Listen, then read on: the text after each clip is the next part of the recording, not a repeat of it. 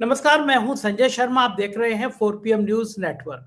राजीव जी की भविष्यवाणियों का पूरी दुनिया में इंतजार रहता है। आज उन्होंने बड़े बड़े बम फोड़ दिए।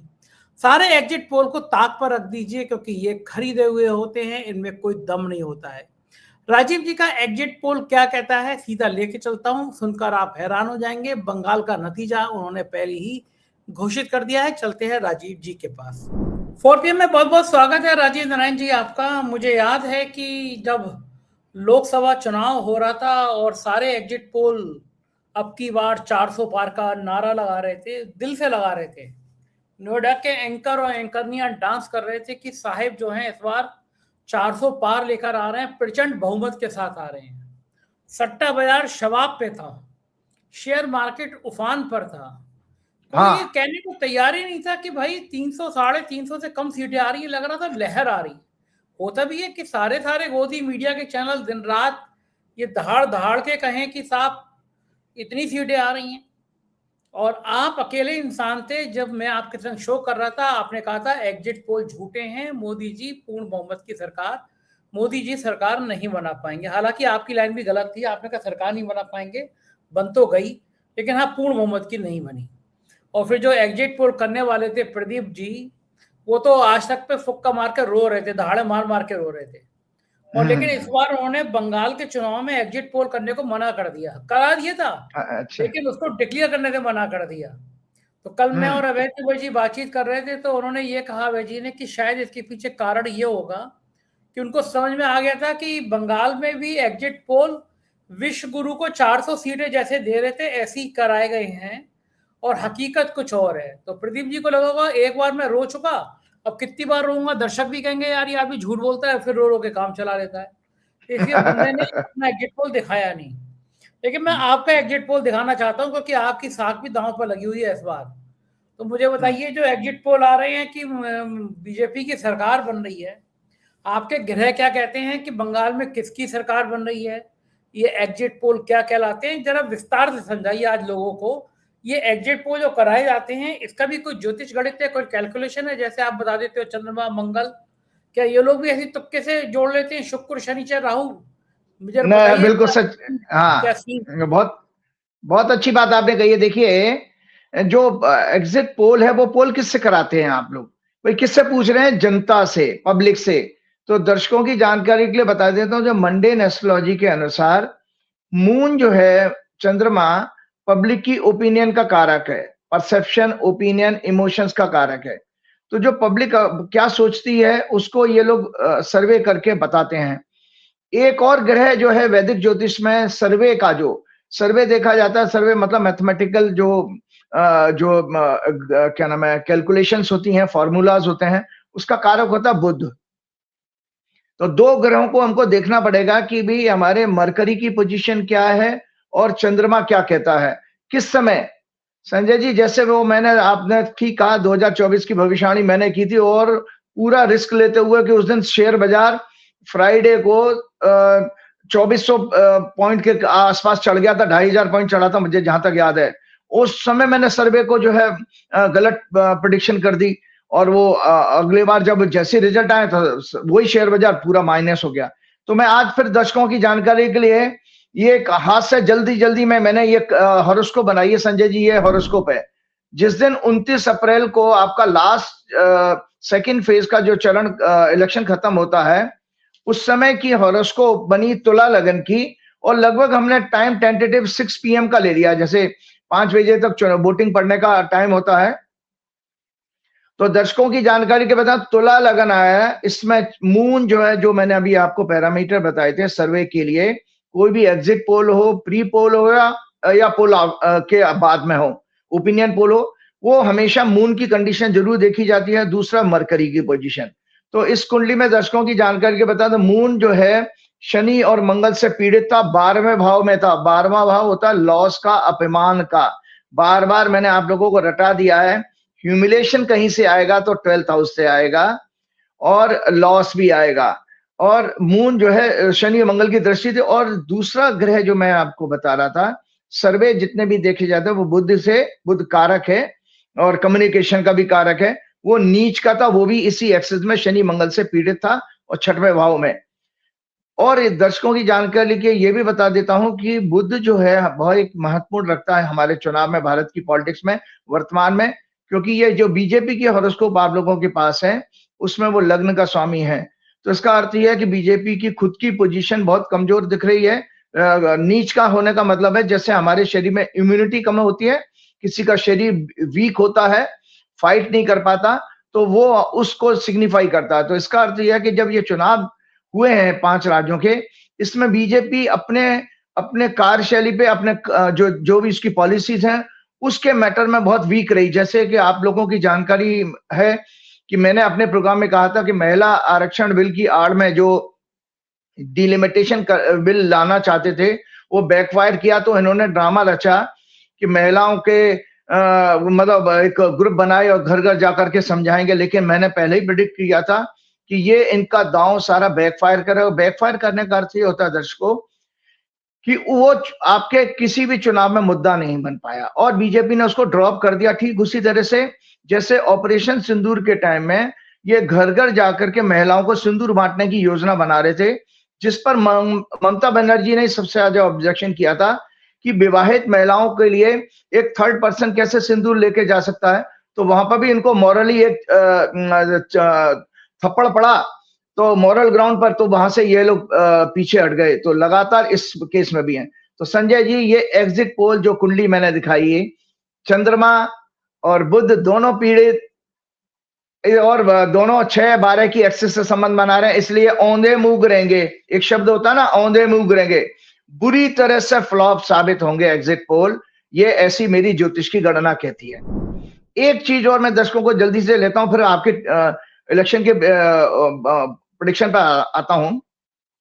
पिछले हफ्ते मैंने अभी 2 दिन पहले ही पवन खेड़ा जी की प्रेडिक्शन मैंने सोशल मीडिया पे की थी। वो आप अपने ऑफिस में बोलिएगा, उसको मैं ट्वीट जो है शेयर करेंगे। तो ये मैंने इसलिए क्योंकि पवन खेड़ा जी से मेरा मिलना हुआ था कई साल पहले, तो उन्होंने व्यक्तिगत रूप से मुझे हॉरोस्कोप क्या नाम है अपना बर्थ डिटेल दी थी। हालांकि कभी उन्होंने कुंडली पे चर्चा नहीं की। तो जब इतना बड़ा मुद्दा बन रहा था कि पवन खेड़ा की बेल नहीं हो पा रही थी, तेलंगाना से उनको 1 हफ्ते की बेल मिल गई, लेकिन फिर वो सुप्रीम कोर्ट ने उसको खारिज कर दिया कि भाई तेलंगाना का तो जुडिक्शन बनता ही नहीं है। फिर वो गुवाहाटी हाई कोर्ट गए, गुवाहाटी हाई कोर्ट जाने से वहां पर भी रिजेक्ट हो गए, फिर सुप्रीम कोर्ट में गए। तो संजय जी, उस दौरान मैं विजिट में रहा था काफी, तो इसलिए मैं वो पहले नहीं कर पाया। लेकिन जैसे मैं बेंगलोर और अपने बॉम्बे की विजिट के बाद आया, तो मैंने पवन खेड़ा जी की प्रेडिक्शन जो की बिल्कुल 100% सामने है। तो ये मैं पवन खेड़ा जी की ट्रांजिट की हॉरोस्कोप में, जन्म की कुंडली नहीं दिखा रहा हूं, ये पवन खेड़ा जी की ट्रांजिट की हॉरोस्कोप है, जिसमें मैंने बताया, उसमें लिखा है बकायदा कि किसी की बेल कब होती है। आप लोगों के लिए भी जानकारी बता दे, तो जो लोग ज्योतिष सीख रहे हैं उनको भी एक सब्जेक्ट के रूप में बताता हूं। चौथा घर दर्शकों हमारी 4th हाउस हॉरोस्कोप में कुंडली का डोमेस्टिक हैप्पीनेस का होता है। किसी भी व्यक्ति का अगर उसका घर का सुख उसको प्राप्त हो रहा है, इसका मतलब वो जेल में नहीं जाएगा। जेल का जो घर होता है वो 12वां घर होता है। तो पवन खेड़ा जी की हॉरोस्कोप में ये कन्या लगन की हॉरोस्कोप उनकी जन्म की कुंडली है और उनकी वर्तमान में दशा चल रही है शनि, जो अभी मैंने हाथ की बनी कुंडली दिखाई थी, शनि जुपिटर शनि। तो मजे की बात यह है कि कन्या लगन की कुंडली में शनि गोचर कर रहे हैं ट्रांजिट में इस समय 7th हाउस में। शनि की 10वीं दृष्टि होती है, तो 10वीं दृष्टि 4th हाउस पे आ रही है, मतलब घर के सुख पे आ रही है। जुपिटर की अंतर्दशा चल रही है। जुपिटर 4th लॉर्ड है, चौथे घर का धनु राशि है, वहां आती है, धनु राशि का स्वामी है।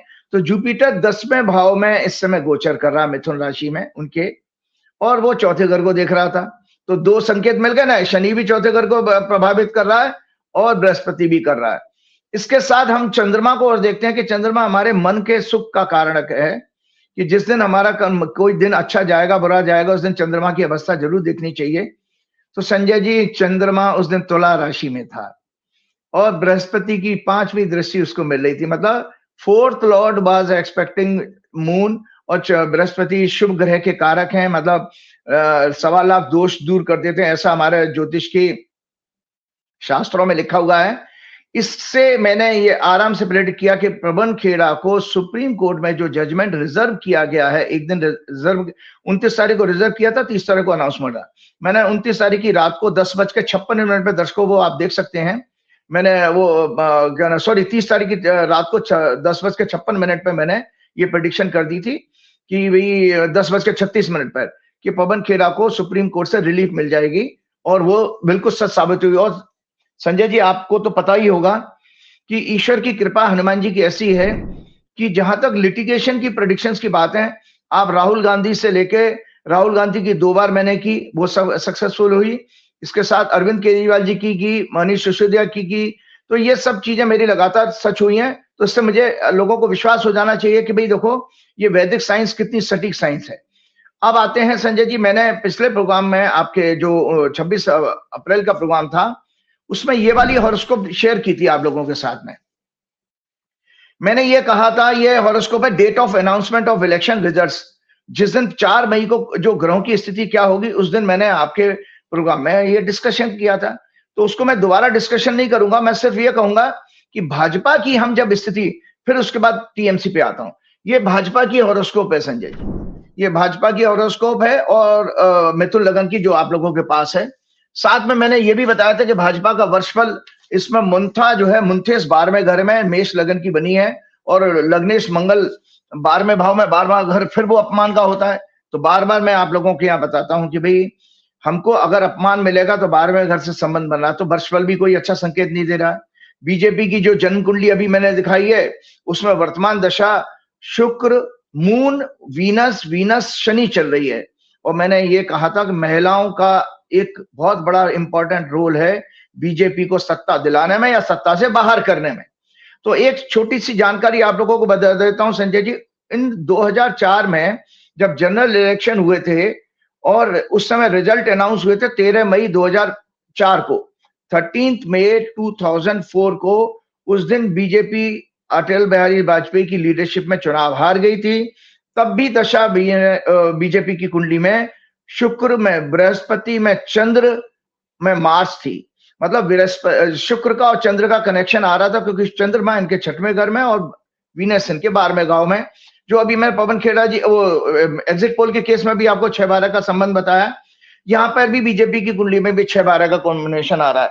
इसके अलावा संजय जी, आज मैं वर्ड हॉरोस्कोप और दिखाता हूं। इसको मेष संक्रांति भी कहते हैं, कि जब दुनिया की कुंडली देखी जाती है, तो जब सूर्य मेष राशि में प्रवेश करता है, उस समय जो कुंडली बनती है वो पूरे वर्ल्ड के लिए बनती है। एक संवत्सर की कुंडली हमारे दर्शक जानते हैं, जब चैत्र प्रतिपदा को जो हॉरोस्कोप बनती है, वो हिंदू सनातन धर्म के अनुसार नया वर्ष माना गया है।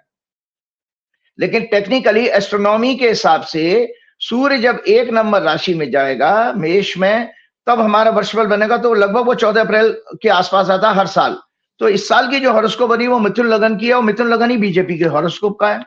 तो संजय जी, मुझे क्या इसमें चौंकाने वाली बात लग रही है, हम जो 4 तारीख को कल रिजल्ट आने वाला है हमारे प्रोग्राम के, कि इसमें 10वें भाव में जो ये बीजेपी का लगा ना, 10वें भाव में आई है आपकी मीन राशि में शनि, मंगल और बुध नीच का 3 है।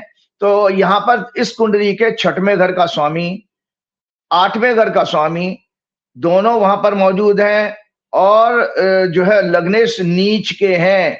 तो ये संकेत बहुत कोई अच्छा नहीं दे रहे हैं भाजपा के लिए। एक संवत्सर की कुंडली आप दोबारा दर्शकों फिर रिमाइंड करा देता हूं कि ये संवत्सर भाजपा के लिए क्या लेने वाला है, लेके आने वाला है।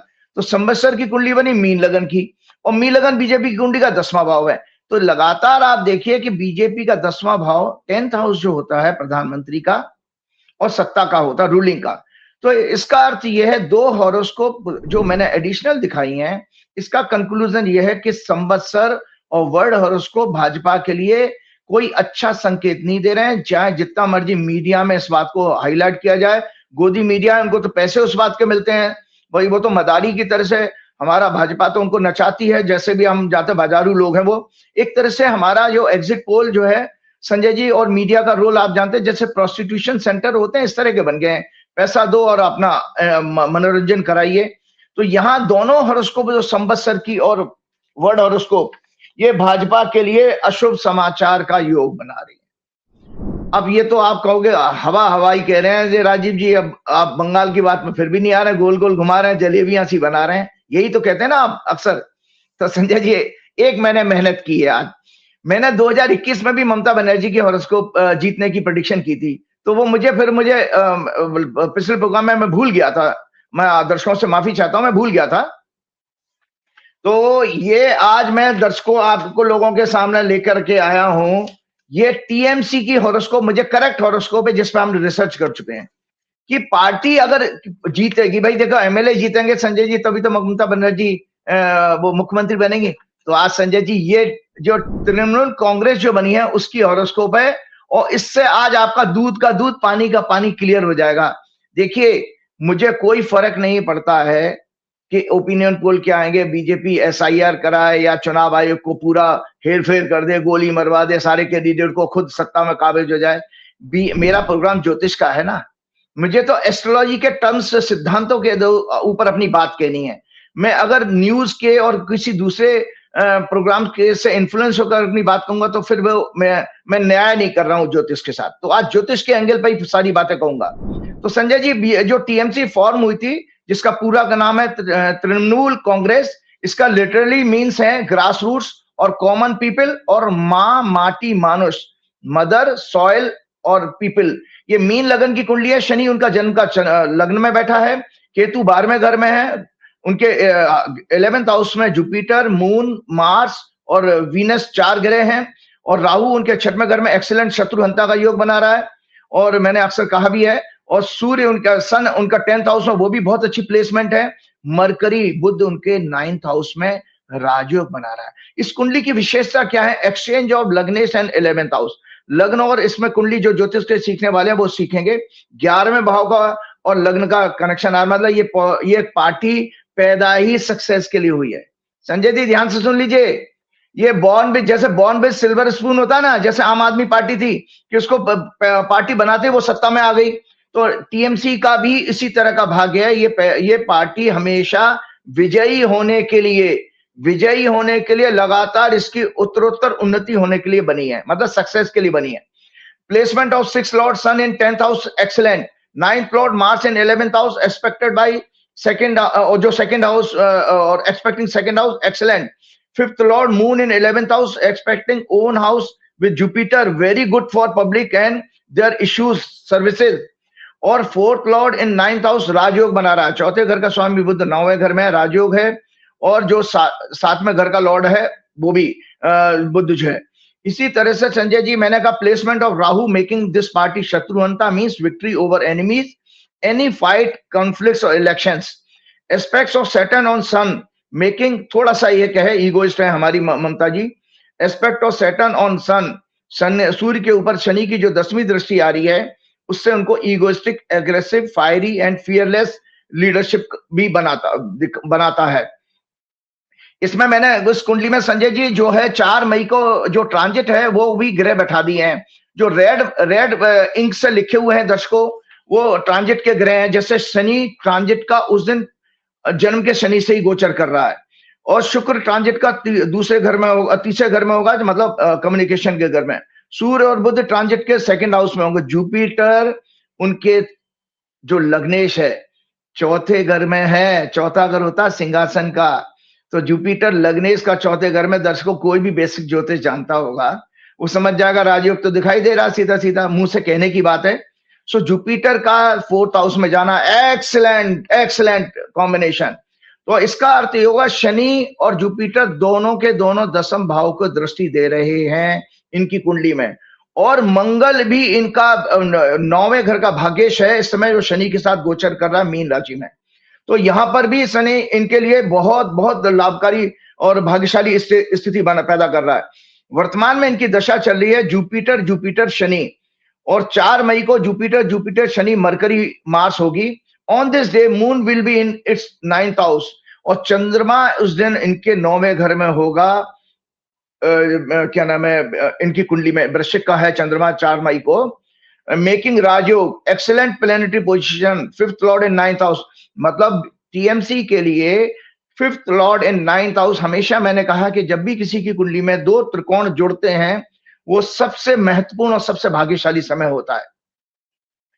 लग्ना लॉर्ड इन 4th हाउस मैंने आपको बता दिया, transiting Saturn is passing over its natal position and with 9th lord Mars is expecting 4th house. तो मंगल भी भाग्येश 4थे घर को देख रहा है और बृहस्पति को भी। ज्योतिष याद रखिएगा, ज्योतिष एक ब्रह्म विद्या है, जो सिर्फ सत्य का ही दर्शन व्यक्त करती है। यद्यपि हमारे शास्त्रों के अनुसार माया ने कभी कभी सफलता हासिल की है, लेकिन वो क्षणिक होती है। माया को कभी कभी सफलता मिल जाए, माया कहते हैं पैसा, ताकत, तो उसको ईडी, सीबीआई और एसआईआर और सुप्रीम कोर्ट, कोई भी कोर्ट दो आप, वो सब माया है, मतलब छल कपट पैसा पद। उसके पश्चात लेकिन उसके पश्चात उन मायावी लोगों को पूरे परिवार और इकोसिस्टम सहित विनाश जरूर देखना पड़ा है।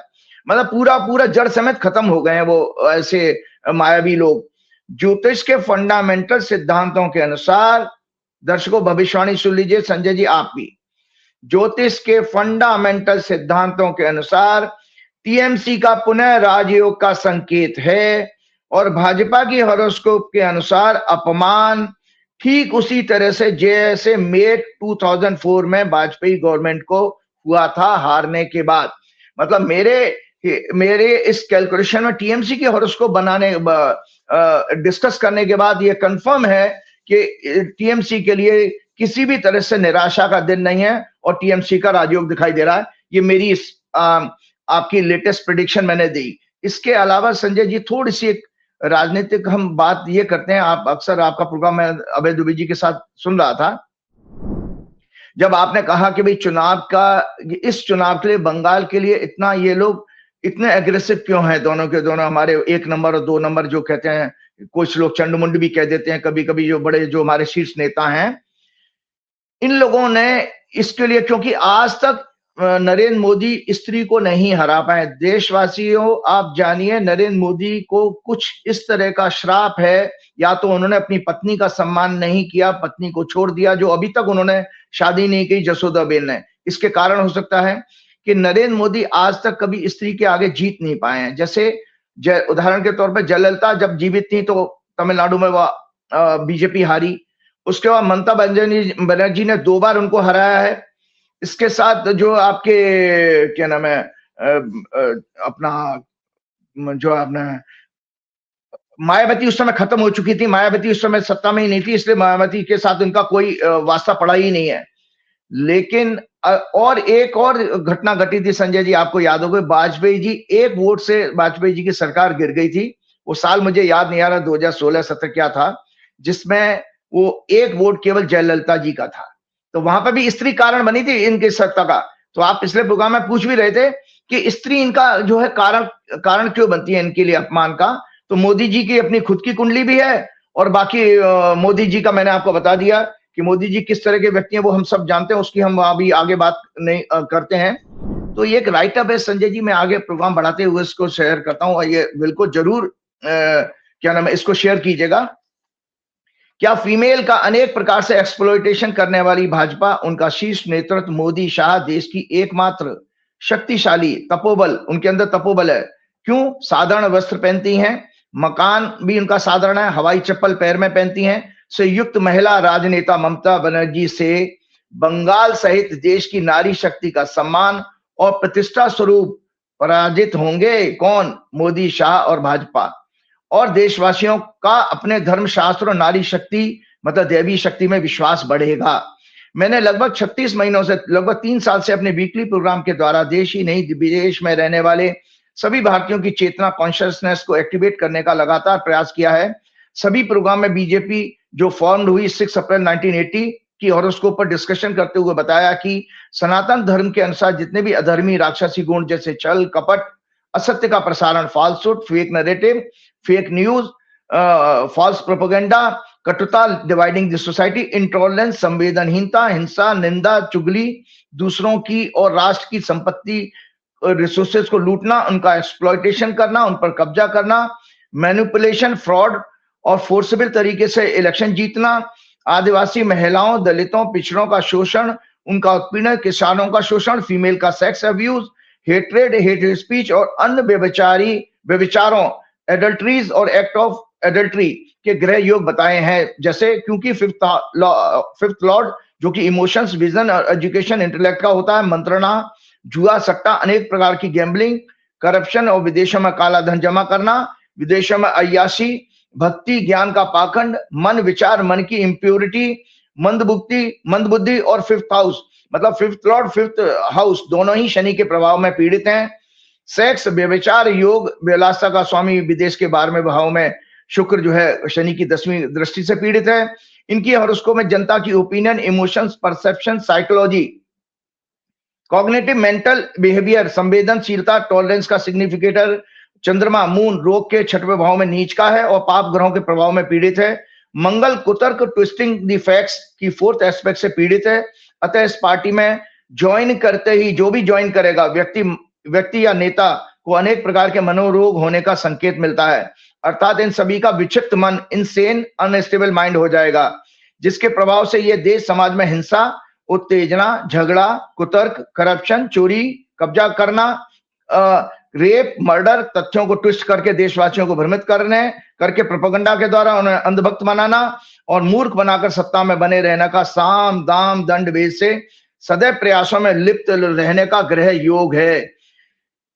2014 में देश की जनता को लुभावने वायदों से मूर्ख बनाने वाले शीर्ष नेतृत्व के नेता जो सदैव असत्य पाखंड का सहारा लेकर चुनावों के समय आचार संहिता की धज्जियां उड़ाकर कभी शहीद सैनिकों की लाशों पर वोट मांगते हैं, कभी शमशान कब्रिस्तान की बातें करते हैं, कभी महिलाओं को सिंदूर घर घर बांटने की बात करते हैं, जनता के भैंस जानवर खोलने की बातें करते हैं, घुसपैठियों का असत्य। यूपीए के टाइम में दर्शकों जानकारी के लिए बता दूं, यूपीए के 10 साल के पीरियड में 90,000 से ज्यादा घुसपैठिए बाहर किए गए थे, जबकि ये घुसपैठियों की बात करने वाले यही अमित शाह, मोदी खुद अपना आंकड़े बताएं, मात्र 5,000 अपने 12 साल में ये कर पाए हैं। तो घुसपैठिए मनमोहन सिंह जी ने ज्यादा दूर भगाए हैं बजाय इनके, ये तो घुसपैठियों को पाल रहे हैं। कभी ये व्यक्ति गुफा में ध्यान साधना, कभी रामेश्वर में ध्यान का नाटक करना, कभी प्रयागराज में गंगा स्नान करना, कभी काशी विश्वनाथ मंदिर में भगवान भोलेनाथ से स्वयं को महान दिखाते हुए डमरू और त्रिशूल का प्रदर्शन का ढोंग करना, कभी सोमनाथ मंदिर में रोड शो, कभी अपने आप को युवा दिखाने का प्रयास, फुटबॉल खेलते हुए दिखाना, उससे 24/7 देशवासियों के टैक्स के पैसे से चलने वाले सरकारी टीवी चैनल्स, प्राइवेट चैनल्स को एडवर्टाइजमेंट के फंड से ये सब द्वारा, इन टीवी चैनलों द्वारा ये सब पाखंड हमारे देश और देशवासियों को पूरे विश्व में मजाक उड़ाने का प्रयास है, जिसका diplomacy, economy, happiness index, education, health, general law and order से कोई वास्ता नहीं है। ऐसे अनपढ़ नेताओं की मंदबुद्धि के कारण वर्ल्ड में दूसरे देशों की ये सब कहने की हिम्मत हो गई है, जो अभी पीछे आपने सुना भारत एक नर्क का गड्ढा है, हेल होल। सपेरों, पूर्व काल में भी हमारे भारत को कहा जाता सपेरों और मदारियों का देश है। ये अनपढ़ मंदबुद्धि नेता सचमुच एक मदारी है, जोकर से कम नहीं है, जिसे गलतफहमी है कि मैं बहुत खूबसूरत हूं और देशवासी मेरे आकर्षण बहुरूपी अंदाज से प्रभावित होंगे। याद रहे ये सभी गुण रावण के मामा मारीच के बेटे कालनेमी राक्षस, जिसे अनेक रूप बदलने का वरदान प्राप्त था, कि उसके अंदर भी मौजूद थे। और दर्शकों इस कालनेमी राक्षस की हत्या श्री हनुमान जी ने की थी। तो याद रखें कोई अंधभक्त नहीं, इसको कौन पहचानेगा इन लोगों को, कोई अंधभक्त नहीं। श्री हनुमान जी के सच्चे भक्त ही भाजपा, विश्व हिंदू परिषद, हिंदू महासभा, आरएसएस के पाखंड, छल कपट, सनातन धर्म को तोड़ मरोड़ कर दिखाने के प्रयासों को पहचान कर सकेंगे और दूसरे नहीं। जिन पर हनुमान जी की साक्षात कृपा होगी, अब देशवासी स्वयं चिंतन करें कि इस देश में श्री हनुमान जी के सच्चे भक्त कितने और कौन कौन हैं। इस नेता का कितने बार विश्व के नेताओं ने, स्पेशली ट्रंप ने अपमान किया। ये चाइना और रशिया सुपर पावर के साथ सोता है, ये वहां के ट्रंप एडमिनिस्ट्रेशन कहता है। He sang and dance in front of Netanyahu, Jeffrey Epstein ने कहा था। एक यूएस जर्नलिस्ट द्वारा ये घटिया बयान दिया गया, ये इजराइल के सामने अपनी दोनों लेग्स को ओपन कर देता है मोदी, ये इतना घटिया बयान देता है। यही कारण है कि वर्ल्ड फेमस मैगजीन टाइम में, दर्शकों यही कारण है कि वर्ल्ड फेमस मैगजीन टाइम में वर्ल्ड के 100 इन्फ्लुएंशियल पर्सनालिटीज में इस मदारी नेता का नाम नहीं है। इस साल 12 वर्षों से हजारों करोड़ खर्च करके बनाई गई पीआर पूरी तरह से ध्वस्त और फेल हो गई है। मैंने अपने लास्ट प्रोग्राम में बताया था कि झूठ बोलने वाला ये व्यक्ति खुद को ही धोखा दे रहा है, क्योंकि ये अपनी बनाई नकली और प्रोपेगेंडा के द्वारा फाल्स नैरेटिव पर बनाई दुनिया में जी रहा है और उसी में मरना चाहता है। ये इनके अंदर की एक्सट्रीम इनसिक्योरिटी का सिम्टम है। इस प्रकार की लाइंग मैनी मेंटल डिसऑर्डर के संकेत देती है, जैसे मैग्लोमेनिया बीमारी, a psychological disorder characterized by an inflated sense of self-importance, delusion or grandeur, and obsessive desire for power or control. They think that they are superior to others and exaggerate their abilities or achievement and seek admiration और dominance. ये बीमारी सभी तानाशाहों narcissist personalities में के अंदर होती है. ये lack of empathy, grandiosity, lies to achieve, deceive or harm others, lack of guilt, law breaking, emotional instability, suicidal tendency or threats. They are detached from reality and refuse to accept mistakes. और इनके अंदर एक बीमारी और होती है मानसिक बीमारी. ये तानाशाहों के अंदर है, क्योंकि जो इनके अंदर है आप देख रहे हैं वो सब सिम्टम है. क्योंकि जिस तरह से फुटबॉल खेल रहे थे और अपने आप को भगवान दिखाना रहे थे, वो उससे पूरा कंफर्म होता है. पैरानोया बीमारी characterized by excessive distrust, suspicion or fear that others are out to harm or deceive him, often without evidence. It can manifest schizophrenia or other anxiety disorder symptoms include hypervigilance, interpreting neural actions as threat and difficulty trusting others. Schizophrenia बीमारी, it is a chronic mental health disorder characterized by disruption in thought process, perception, emotions, and behavior. It often involves symptoms like hallucinations, hearing or seeing things that are not there, such as voices, delusions, false belief, disorganized thinking or speech, and impaired social and occupational functioning, reduced emotional expressions, lack of motivation, or cognitive difficulty. It is caused due to genetic, environmental, and neurological factors, imbalance in brain chemicals like dopamine and serotonin, जिसको हम happy hormone के नाम से जानते हैं. ये इसलिए बताना जरूरी था कि ये सब जितने भी इनको फॉलोअर्स हैं उनके अंदर ये लोग, अभी अक्सर मैं किसी वीडियो प्रोग्राम में सुन रहा था, लोग अक्सर यूट्यूबर्स कहते हैं, बड़े बड़े यूट्यूबर के लोग रिएक्ट क्यों नहीं करते हैं. हमारे देश को मानसिक रोगी बना दिया गया है, इसीलिए लोग रिएक्ट नहीं कर पाते. रिएक्शन के लिए आपके पास में चेतना का होना आवश्यक है. वो चेतना हमारी कमजोर हो चुकी है. मैं आगे बढ़ता हूं. These are repeated. बीजेपी के हॉरोस्कोप का थर्ड हाउस जो सिग्निफाई करता है करेज, उत्साह, efforts, movement, communication, physical and mental activities, hobbies, मनोभाव, फॉलोअर्स, एसोसिएशन, सभी पाप ग्रहों से पीड़ित है, जिसमें वक्री मंगल, शनि, गुरु सभी राहु केतु से पीड़ित है. बृहस्पति गुरु चंडाल योग बना रहे हैं और लग्नेश बुध 9th हाउस में कपट योग बना रहे हैं. 9th हाउस सिग्निफाई धर्म, नैतिकता, चेतना, diplomacy, religious places, democracy, judiciary, justice, गुरु, अध्यात्म, एथिक्स, दया, करुणा, हायर एजुकेशन.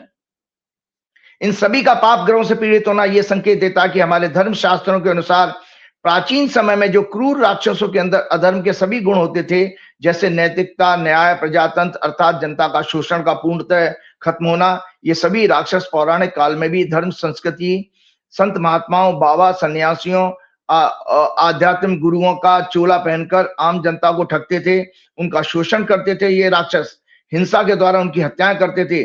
परंतु हमारे इन्हीं शास्त्रों में कहा गया कि जब जब इस तरह के आतंकी राक्षसों का शासन आम जनता के लिए कष्टकारी हो जाता है, तब तब नारी शक्ति के रूप में मां भगवती ने इन दुष्टों की हत्याएं करके प्रजा के सुख और कल्याण के लिए कार्य किया. इस तरह के राक्षस तभी जन्म लेते हैं जब जब देश सनातन धर्म शास्त्रों के इस संदेश से दूर हुआ है. वो संदेश हमको जानना चाहिए. यत्र नार्यस्तु पूज्यन्ते रमन्ते तत्र देवताः, यत्रैतस्तास्तु न पूज्यन्ते सर्वास तत्र फला क्रिया. अर्थात जहां नारियों, स्त्रियों की पूजा, सम्मान, रेस्पेक्ट, ऑनर नहीं होती है, सम्मान, रेस्पेक्ट, ऑनर होती है, वहां देवताओं का वास होता है, अर्थात उनका आशीर्वाद प्राप्त होता है. जहां उनका अपमान, शोषण या उनके साथ अन्याय होता है, वहां सभी कार्य फेल हो जाते हैं और नाना प्रकार के कष्टों जैसे economy, health, peace, harmony, weather, suffering, death etcetera का लगातार आगमन होता है. और वो परिवार, देश दरिद्रता को प्राप्त होता है. देश के परिवार के पूरे चरित्र, देश का और पूरे परिवार के चरित्र का सर्वनाश होता है. आपको जल्दी से मैं बताता हूं. आपने पहले भी मैंने प्रोग्राम कहा था कि कई प्रोग्राम में मैंने आप लोगों को बताया कि अंधभक्त बन कैसे जाते हैं. और आखिरी एक रिसर्च में आपको हंगरी के आप लोगों के विश्वास के लिए कि ये तानाशाह लोगों को जो निराशा आ गई है देश में, कि ये कब जाएंगे, तो मैं उसके लिए हंगरी के जो रिजल्ट आए थे 12 अप्रैल को, वहां पे 16 साल के एक शासन का अंत हुआ था, उस रिसर्च को पेश करके मैं अपना प्रोग्राम समाप्त करना चाहूंगा। मैंने अपने कई प्रोग्राम में अंधभक्त कैसे बनते हैं उसकी मेडिकल रीजनिंग एस्ट्रोलॉजिकल एक्सप्लेनेशन के साथ स्पष्ट की है। लगातार fake news, narrative, articles, speeches, seminar, social media, main stream media में के द्वारा बॉम्बार्डमेंट से हमारा कॉग्निटिव रिफ्लेक्शन सीआर कमजोर होने लगता है, जिसके कारण हम एनालिटिकल थिंकिंग के बजाय इंट्यूटिव और एंटिसिपेट करने लगते हैं, बिना सोचे समझे धारणा बना लेते हैं, करने के हैबिचुअल हो जाते हैं, और हमारी धीरे धीरे कॉम्प्लेक्स प्रॉब्लम और चैलेंजेस को सॉल्व करने की या उन्हें माइन्यूटली समझने की एबिलिटी वीक हो जाती है। एनालिटिकल एबिलिटी कहते हैं इसको, या विजडम कहते हैं। इसके बाद हमारे हेल्दी ब्रेन का सबसे बड़ा पार्ट अप्रोक्सीमेटली 40% होता है हेल्दी मनुष्य में, प्री फ्रंटल लोब, बिहाइंड जो फोरहेड के पीछे होता है, मगज कहते हैं देशी भाषा में, जिसे ब्रेन का लॉजिकल फिल्टर भी कहते हैं। लगातार फेक न्यूज, नैरेटिव, प्रोपेगेंडा के बम्बार्डमेंट से एनालिटिकल थिंकिंग को ड्यू टू स्ट्रेस बाईपास करने लगता है। इसके बाद हम इंसान से जानवर बनना शुरू हो जाते हैं, क्योंकि हमारी एनालिटिकल थिंकिंग खत्म हो गई। ये पार्ट कॉग्निटिव फ्लेक्सिबिलिटी के लिए रिस्पॉन्सिबल होता है। इसके साथ ब्रेन का सेंटर में एक पार्ट एमिगडाला और लिम्बिक सिस्टम, जो फियर और इमोशंस का सेंटर है, ओवरलोड हो जाता है इमोशंस के ज्यादा आने से, जैसे हम कोई हेट न्यूज देखें या फेक न्यूज देखते हैं बार बार। इसके बाद हमारा ब्रीदिंग पैटर्न चेंज होने लगता है, कि होने के कारण ब्रेन में लैक ऑफ ऑक्सीजन की सप्लाई के कारण हमारे ब्रेन की डिफरेंट मसल्स कमजोर होने लगती हैं। इसके पश्चात हम भावनाओं के वश में आकर अपनी बाहरी खतरों, इल्यूजन या डिल्यूजन, फेक न्यूज के प्रति एक तरह की रिएक्शन देने लगते हैं। जैसे आप लिंचिंग वगैरह का केस देखते हैं ना, मारपीट या जबरदस्ती किसी से धर्म का नारे बुलवाना, मंत्र बुलवाना, ये आपके रिएक्शंस हैं। और एक तरह के रिएक्शन देने लगते हैं जिनको हम trolling, physical violence, hate speech, other crimes के रूप में देखते हैं, जो कट्टरता को बढ़ाती है। इनसे हमारे ब्रेन में हिपोकैम्पस में मसल्स सिकुड़ने लगती हैं और हमारे एक तरह के विचार या धार्मिक भावना प्रतिक्रियाएं तेज होने लगती हैं। तो दर्शकों मैं बता देता हूं कि चलते चलते कि आपके अंधभक्तों में इन 3 तरह के जानवरों की जो है सिम्टम्स पाए जाते हैं। ये जानवर वो होते हैं जो अपना 40% उनके अंदर तो होता नहीं, उनको सुख नहीं मिला मानव जीवन का, 5% उनके अंदर एनालिटिकल ब्रेन होता है, सोचने समझने की शक्ति। तो वो जानवरों के नाम है कुत्ता, गधा, सुअर। Only 5% pre frontal lobe, while 40 to 35% in healthy human being. इनमें डॉग, कुत्ता ज्यादा रिएक्शन देते हैं, जैसे बिना बात के भौंकना, ये बीजेपी की ट्रोल आर्मी है। सुन लीजिए, डॉग ज्यादा रिएक्शन देते हैं, ये बीजेपी की ट्रोल आर्मी है। डोंकी, गधा, ये ऐसे अंधभक्त हैं जो लगातार शोषण का शिकार हो रहे हैं, फिर भी उफ तक नहीं करते, जैसे एलआई सहयोगी दल, 5 किलो अनाज या चुनावी रेवड़ियां पाने वाले लोग। पिग, सुअर, ये वो इनसेंसिटिव अंधभक्त हैं जो कितना ही सुधार या ज्ञान की बात सुने फिर भी शून्य प्रतिक्रिया देते हुए अपने स्वार्थों में बिजी रहते हैं। और वो कौन है? धर्म की अफीम और गांजा खाकर मस्त लोग, साधु, संत, महात्मा, बाबा, पाखंड के चोले पहने हुए ये ढोंगी लोग। तो ये मैंने अंधभक्तों की प्रतिक्रिया, मतलब क्रिया, आपकी कैटेगरी आपको बताई है। याद रखिएगा कि डेमोक्रेसी में जो सबसे पहले हमको ये जानना चाहिए संजय जी, कि हम किसी भी देश में तानाशाह कैसे आ जाता है, कोई क्यों तानाशाह बन जाता है, कैसे हम तानाशाह के शिकार हो जाते हैं। तो उसके लिए 3 हमारे ये गीता का श्लोक है, आगे मैं बढ़ता हूं, इसको जरूर आप दिखाइएगा। डेमोक्रेसी में अहंकारी, दमनकारी, राक्षसी प्रवृत्ति की सरकारों, तानाशाहों का अंत कब होता है? गीता के चैप्टर 14 श्लोक 5 में भगवान मनुष्य की प्रवृत्ति के बारे में कहते हैं, सत्तम रजस्तम इति गुणः प्रकृति संभवा निवदंती महाबाहो देहे देहनम व्ययम। हे अर्जुन, सतोगुण, रजस और तमस, ये तीनों गुण प्रकृति से उत्पन्न है, इनसे ही अविनाशी आत्मा शरीर से बंधती है। These 3 gunas born of nature, tie down the imperishable soul to the body. सतोगुण का mode of goodness, purity, harmony, knowledge, peace, bliss, illumination. देशवासी आप खुद चिंतन करें कि आपके अंदर सतोगुण है क्या। अगर आपके अंदर ये सिम्टम्स आते हैं, purity, harmony, knowledge, peace, bliss, illumination, अगर ये आपके अंदर है तो आपके अंदर सतोगुण है। रजस, mode of passion, activity, desire, restlessness, attachment to action and their fruits and are the cause of various disease. ये बहुत ज्यादा बढ़ गया है देश के अंदर. Mode of ignorance, tamas. Ignorance means delusion, inertia, error, sloth and excessive sleep. It binds through attachment to laziness, fear and delusion. तो ये जब तानाशाह जब आते हैं देश में, तो हमेशा वो देश रजस और तमस से युक्त होता है. उसके अंदर ज्ञान और विवेक और जो है डिफरेंशिएट करने की पावर खत्म हो जाती है. तो दर्शकों, एक रिसर्च मैंने आप लोगों के सामने पेश की, जिससे आपको भरोसा होगा कि नरेंद्र मोदी का शासन भी अंत होगा. ये राइट अप टेक्निकल है, तो इसको जरूर शेयर कीजिएगा. अभी 12 अप्रैल 2020 ये है संजय जी, रिपब्लिक. बताइए राजीव जी, इस ज्योतिष के शो में ये राजनीतिक भाषण मोदी के खिलाफ क्यों होता है? आपका मोदी का कोई ग्रह ऐसा है, राहु केतु वो आप लोग क्या ये पूरा लेख लाते हैं, मोदी ऐसे मोदी वैसे, मोदी अच्छे होंगे तभी तो 24-25 साल से शासन कर रहे हैं. कोई तो ग्रह उनका मजबूत होगा. पहले मुख्यमंत्री, फिर प्रधानमंत्री, फिर लगातार प्रधानमंत्री, फिर विश्व गुरु. कुछ तो अच्छा होगा, कोई अच्छा भी बता दिया करिए कभी कभी. हाँ, तो वो मैं बता, वो तो हमारे पाप है ना. मोदी क्यों आए? वो हमें अपने हमारे जनता के पापों को दंड देने के लिए आए. वो आगे मैं बढ़ता हूँ, आपका जवाब आपके प्रश्न का मिलेगा उसमें. तो पहले मैं ये बता रहा हूं कि ये 16 साल का जो शासन था एग्जैक्टली नरेंद्र मोदी का था. ये मैंने सोच लिया था, जैसे नरेंद्र मोदी ने जो अभी 12 साल में किया, वो 16 साल में वहां हंगरी में हो चुका था. तो भैया ये हॉरोस्कोप है हंगरी की. ये दर्शकों देखें कि अभी 12 अप्रैल 2026 को रिपब्लिक ऑफ हंगरी में जनरल इलेक्शन हुए और उसमें 16 ईयर से चल रहे एक तानाशाही शासक विक्टर ऑर्बन की एंड इस अलायंस की गवर्नमेंट का अंत हुआ, जो 2010 से चली आ रही थी. He was defeated by Tisja party, Respect and Freedom party, led by Peter Magyar, who won with a landslide victory with a 2/3 majority and got 138 to 141 seats out of 199 seats. तो ये डिक्टेटर विक्टर ऑर्बन ने ठीक मोदी शाह की तरह भारत में 2014 से जो चल रही है सरकार, उसकी तरह से काम किया था.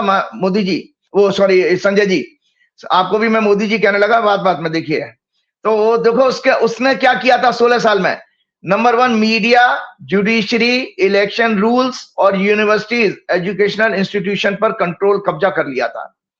He himself promoted the concept of illiberal democracy, meaning reducing individual freedoms and institutional checks and balance in the name of majority rule. वो कहता था मेरी बहुमत है और सारे संस्थानों को कंट्रोल में कर लिया, ये कह करके.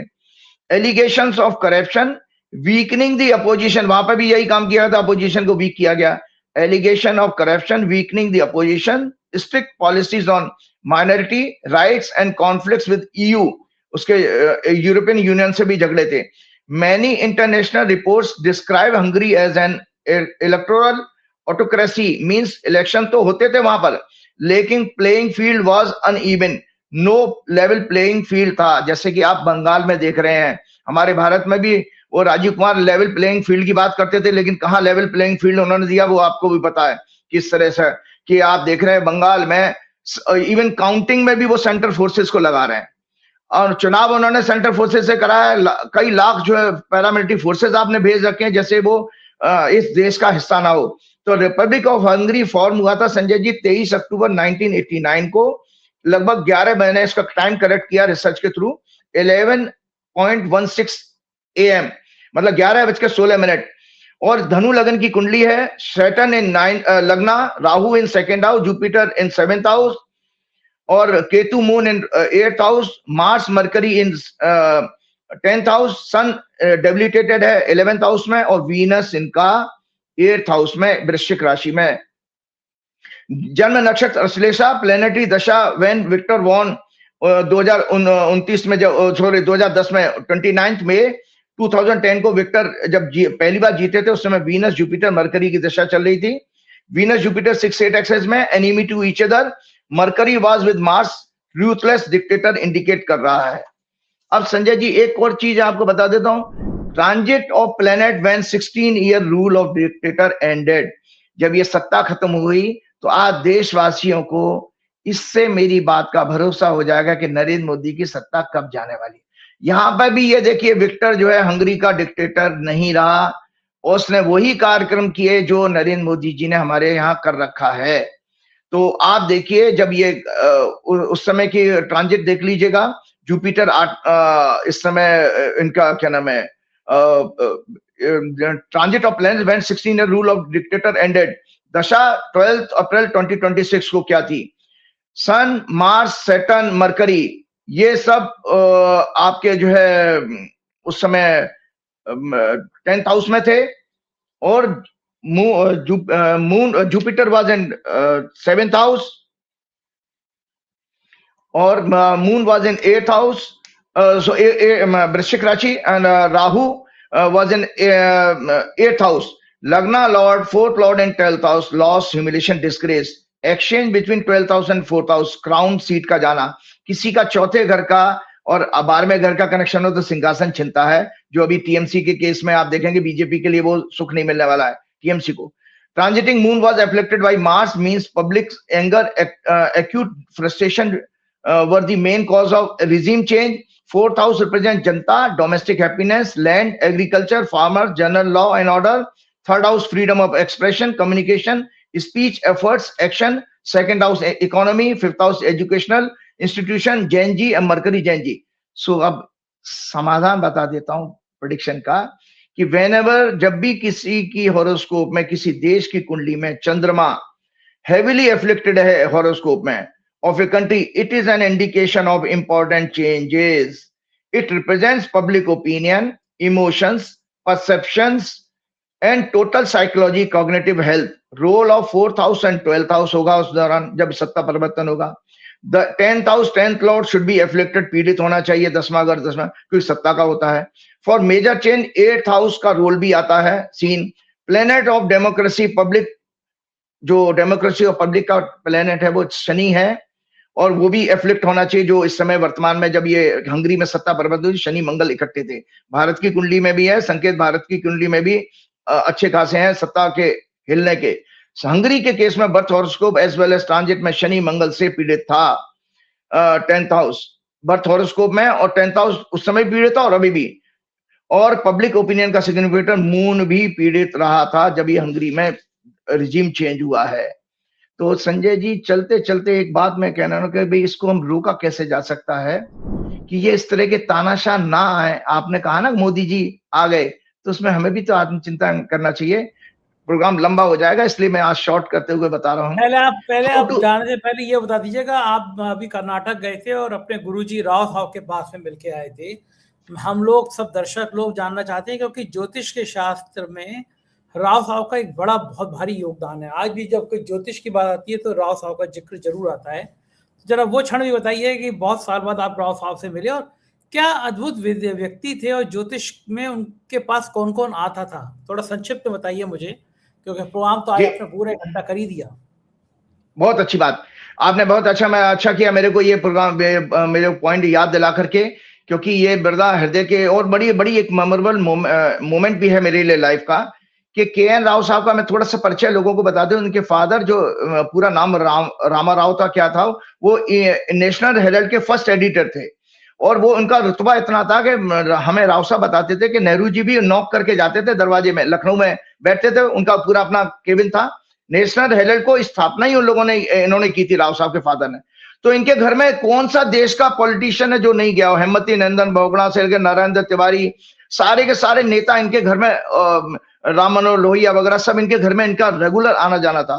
तो देश के कौन सा पॉलिटिकल लीडर, ब्यूरोक्रेट है जो के.एन. राव जी के नाम को नहीं जानता होगा? सबसे बड़ी बात एक और है कि एक राजस्थान में क्या नाम है, भीलवाड़ा करके जगह है, वहां नाड़ी, उसको भगरू नाड़ी के बहुत पुराने एक बड़े जोशी हैं, व्यास जी। उन्होंने कभी राव साहब के बारे में कहा था ये शुक्राचार्य का अवतार है, क्योंकि इस व्यक्ति ने, देखो ज्योतिषी नहीं, उन्होंने अपनी शादी नहीं करी, लेकिन उन्होंने एक संस्थान खड़ा किया संजय जी। 1987 में भारतीय विद्या भवन ने उनको अप्रोच किया, 4 स्टूडेंट से शुरू किया संस्थान, आज भी चल रहा है, और हम जैसे उसमें लाखों ज्योतिषी वहां से निकल चुके हैं पास करके।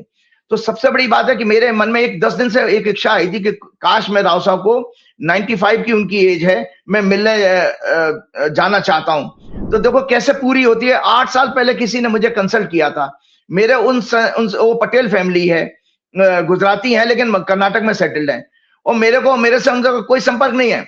8 साल बाद अचानक पिछले हफ्ते मेरे पास फोन आता उनका कि हमें आपसे कुछ कंसल्ट करना है। मैंने ठीक है, टिकट कराइए।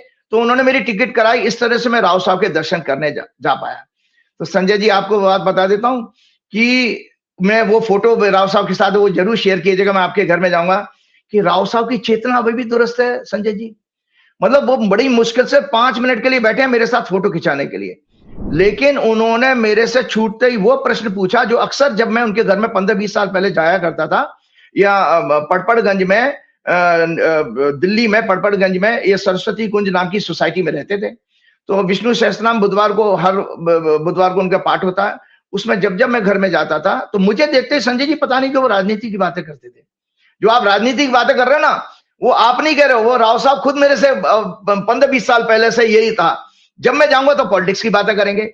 और इसीलिए जब हम लोग प्रोफेशन पर रिसर्च कर रहे थे, rise and fall in career और प्रोफेशन पर, कि किस व्यक्ति की जिंदगी में कौन सा प्रोफेशन होना चाहिए, तो पॉलिटिक्स का टॉपिक राव साहब ने मुझे अलॉट कराया कि भाई इस लड़के के अंदर पॉलिटिकल विजडम बहुत अच्छी है।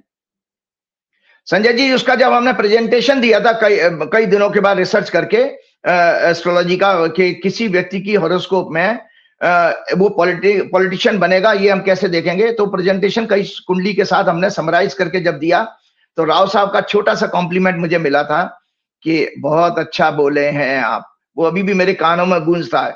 तो संजय जी, आश्चर्य की बात यह है कि उस दिन 27 अप्रैल 2026 को मैं राव साहब के घर में लगभग 6 बजे के आसपास था, और राव साहब ने टीवी ऑन किया था। अंजना ओम कश्यप का कोई प्रोग्राम चल रहा था आज तक पर, और राव साहब ने, डिबेट थी आपकी, पॉलिटिकल डिबेट। तो संजय जी, राव साहब ने मुझसे पूछा बंगाल का इलेक्शन क्या परिणाम आएगा, और ये माय गॉड, मैंने कहा 95 ईयर की एज में भी राव साहब की अभी भी चेतना इतनी है कि वो उन्होंने वही क्वेश्चन पूछा जो मुझे 20 साल 25 साल पहले पूछते थे। तो संजय जी सुन लीजिए मेरा क्या जवाब था, इसी के बाद हम अपना प्रोग्राम समापन करेंगे। मैंने जवाब दिया, मैंने कहा सर बीजेपी की, और उसको सुन लीजिए दर्शकों, जो मैं आप लोगों को बोलता हूं वही मैंने अपने गुरु के सामने बोला, और 95 साल के गुरु के जो अब देवतुल्य हैं। मैंने कहा सर गुरुजी, बीजेपी की कुंडली आपको याद है, मिथुन लगन की कुंडली है, बीजेपी की वर्तमान में दशा चंद्रमा की चल रही है, नीच का है, 6वें घर में है। मैं सब ऐसे ही बोल रहा हूं, वो रिपीट कर रहा हूं। और 12वें घर का शुक्र की अंतर्दशा शुरू हो चुकी है। वाजपेयी जी की 13 मई को 2004 को सरकार जब गिरी थी, तब भी शुक्र में चंद्रमा की ग्रह दशा आई थी। इसीलिए वाजपेयी जी इंडिया साइनिंग, इतनी अच्छी सरकार चलते हुए, मतलब वो वाजपेयी जी की सरकार ऐसी थी जो 10 साल की यूपीए की सरकार भी नहीं थी, और मोदी जी तो कहीं दूर दूर तक उसके बराबर है नहीं। इसके बावजूद भी गिर गई ग्रहों के कारण। तो मैंने गुरुजी को यह याद दिलाया। फिर मैंने कहा कि मैंने गुरुजी, अभी चंद्रमा में शुक्र की दशा शुरू हो गई है 2 फरवरी से, तो भाजपा के लिए तो कुछ समाचार सुखद नहीं दिख रहा है। तो देखिए गुरुजी की आंखें एकदम चमक आ गई उनकी आंखों में। संजय जी, उनका भाव उस फोटो में देखिएगा। जो मेरी एनालिसिस, मैं तो कुछ भी नहीं हूं उनके सामने, उनके चरणों की धूल के बराबर भी नहीं हूं। जो विवेचना मैंने भाजपा की कुंडली की गुरुजी के सामने की, वो विवेचना उनकी मेमोरी में थी। बीजेपी की कुंडली अभी रही होगी, तो वो उसे प्रसन्नता का भाव मैंने देखा, और अपने गुरु की आंखों में आप सोचिए संतुष्टि की चमक। मेरे बोलने पर मेरे लिए संजय जी हजारों करोड़ की इनाम के बराबर है वो, हजारों। क्योंकि मैंने जो भी कुछ सीखा उनसे सीखा, और आज मैं उनको इस उम्र में संतुष्ट कर पाया, और एक ऐसे चैलेंजिंग टॉपिक पे जो अभी देश का हॉट टॉपिक बना हुआ है, प्रिडिक्शन। वो हमेशा हम लोगों को एक बात कहते थे, उसके बाद मैं प्रोग्राम समाप्त करता हूं। हमेशा हमको ये कहते थे कि बिना फियरलेस होकर के प्रिडिक्शन करनी चाहिए। गलत हो जाए भविष्यवाणी कोई बात नहीं है, लेकिन अपने ज्योतिष के सिद्धांतों पर, फंडामेंटल प्रिंसिपल जरूर आपको करना चाहिए। तो दर्शकों, मैं अपने प्रोग्राम में हमेशा कोशिश करता हूं कि मैं अपनी मनगढ़ंत बातें कुछ ना जोड़ूं, और ज्योतिष के सिद्धांतों में बात करूं। और जहां तक रहा आपकी प्रश्न का, आप कहते हैं राजनीति की बात, वो हमेशा मैं आपको बता चुका हूं, क्योंकि ये मंडेन एस्ट्रोलॉजी का सब्जेक्ट है। चूंकि दूसरे जो एस्ट्रोलॉजर्स को भारतवर्ष में वो आता ही नहीं है, इसलिए उसकी इंटरप्रिटेशन वो कर नहीं पाते हैं। भाई आपको खुद को भी अगर आप मनोविज्ञान पे बोलेंगे तो मनोविज्ञान की बेसिक नॉलेज होनी चाहिए। पॉलिटिकल साइंस में बोलेंगे तो पॉलिटिकल साइंस की होनी चाहिए। इकोनॉमी बोलेंगे तो बेसिक एबीसीडी तो पता होनी चाहिए। तो मेरी वो, चूंकि मैं पढ़ता हूं, तो मेरे पास वो अपनी बात को इंटरप्रिटेट करने का, एक्सप्लेन करने का, आप लोगों को समझाने का, इसलिए वो मैं सारी चीजों का सहारा लेता हूं। तो इसीलिए उन्होंने हमेशा एक चीज कही, उसी बात पे मैं अभी भी गुरुजी के साथ हूँ कि प्रसन्नता मुझे इस बात की है कि गुरुजी को मैंने आपकी जो लेटेस्ट वीडियो थी वो भी दिखाई। उन्होंने हाथ में मोबाइल लेकर के आपका चेहरा और मेरा चेहरा भी इसमें देखा कि मैं, उन्होंने मुझे बोलते हुए पहली बार सुना होगा, वो तो शायद मेरे प्रोग्राम नहीं देखते होंगे क्योंकि उम्र बहुत ज्यादा है। तो मैं गुरुजी को ये विश्वास दिला पाया कि मैं आज भी ज्योतिष जो कर रहा हूँ वो एस्ट्रोलॉजी के फंडामेंटल सिद्धांतों पर। और संजय जी, चलते चलते एक लास्ट बात बोलता हूँ। मैंने गुरुजी से, उनकी ब्रदर की वाइफ है, वो भी बुजुर्ग हो गई हैं। मैंने कहा कि जब लोग मेरे को अब मैं 4 PM पे प्रोग्राम में एस्ट्रोलॉजी पर डिस्कशन करते हुए देखते हैं और खासतौर से राजनीति के ऊपर बोलते हुए जब देखते हैं, तो उसमें मुझे के.एन. राव की झलक मेरे अंदर आती है। ऐसा दूसरे लोगों ने मुझे कॉम्प्लीमेंट दिया है। मतलब मैं एग्जैक्टली वही चीज मेरे अंदर रिपीट हो रही है। उनके तो कोई संतान है नहीं। और संजय जी, मैंने आपके घर जब आया था, मैंने ये क्या बताया था कि मैं जब गुरुजी के घर जाता था, मैं तो फरीदाबाद से गाड़ी से खर्चा करके जाता था। वहां पर एक गैंग था वहां पर शिष्यों का, वो गुरुजी के नजदीक नहीं जाने देते थे और किसी को नहीं जाने देते थे। तो मुझे कभी कभी निराशा होती थी। फिर मैंने हनुमान जी से प्रार्थना की, मैं दूर रह करके ही जो भी सीखूंगा गुरुजी के आशीर्वाद से ऐसे सीखूंगा। तो मेरा रोल संजय जी एकलव्य की तरह से रहा था। और आज ये सुखद बात यह है कि मुझे अपने मुंह से कहते हुए अच्छा नहीं लगता, लोग कहते हैं, उनको बातों को कह रहा हूं कि गुरु की आंखों में जो प्रसन्नता का भाव इस बात था कि आज ईश्वर ने हनुमान जी के आशीर्वाद से मुझे बहुत ज्यादा, जो पूरी दुनिया भर में मेरे फॉलोअर्स बना दिए, फैन बना दिए, तो गुरु जी की आंख में ये चमक थी जो हर बाप के या गुरु के उसके जहन में होती है बात कि मेरा बेटा या मेरा शिष्य मेरे से आगे निकले। बस इसके साथ चलते चलते प्रोग्राम और गुरु जी के पुनः गुरु जी को उस यादगार के साथ उनको चरण स्पर्श करते हुए और समस्त लोगों को मैं फिर से आपको धन्यवाद दूंगा कि आप लोग मुझे सुनते हैं। और इतना वक्त मेरा प्रोग्राम लंबा हो जाता, मैं क्या करूं, कभी कभी आप लोगों के साथ हफ्ते में एक ही बार आता हूं, तो प्रोग्राम बड़ा होना स्वाभाविक भी है। तो इसलिए फिर हनुमान जी के चरणों में प्रार्थना करते हुए, श्री गुरु चरण सरोज रज निज मन मुकुर सुधार, वर्ण रघुवर विमल जसु जो दायक फल चार, बुद्धिहीन तनु जान के सुमिरो पवन कुमार, बल बुद्धि विद्या देव मोहरो कलेश विकार। जय श्री राम, जय हनुमान। राजीव जी, ये थे राजीव नारायण जी, उन्होंने साफ साफ कह दिया कि सरकार तो नहीं आ रही है बंगाल में, कुछ घंटे बचे हैं, पता चल जाएगा कि क्या षड्यंत्र होता है या राजीव जी की बात सच होती है। अब मुझको यकीन है प्रोग्राम पसंद आएगा। बहुत सारे लोग पूछते हैं कि मेरा नेशनल चैनल बंद है, मैं आपकी क्या मदद कर सकता हूं, तो मेरी एक मदद करिए। ये एक बराबर में मेरे जितने चैनल हैं उन सबका पेज आपको दिखाई दे रहा है, अलग अलग राज्यों के चैनल हैं।